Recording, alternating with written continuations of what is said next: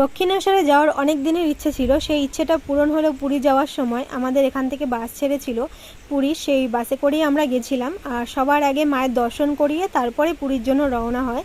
আর আমাদের 1 ঘন্টা সময় দিয়েছিল যে এই টাইমের মধ্যে সবাই আবার বাসে চলে আসবে। তো তাড়াহুড়ো করে আমরা গেছিলাম মায়ের পুজো দিতে। আর এই ডান পাশে ছোটো ছোটো দোকান দেখতে পাচ্ছ, এখান থেকেই সবাই ডালা নিয়ে তারপরে মায়ের পুজো দেয়।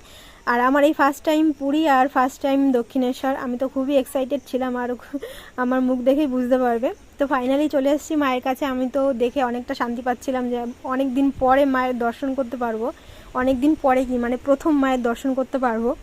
তো এই আমার মা বললো চল একটু গঙ্গার ঘাট থেকে গঙ্গার জল নিয়ে তারপরে মায়ের কাছে যাব। ভাই আনতে গেছিলো ডালা, সেই ডালা নিয়েই আমরা লাইন দিয়ে তারপরে যখন মায়ের সামনে যাই তখন দরজাটা বন্ধ করে দেওয়া হয়। আমাদের ভাগ্যটা অতটা ভালো ছিল না, কিন্তু সাইড দিয়ে মাকে দেখতে পেয়েছি, সেটাই অনেক শান্তির।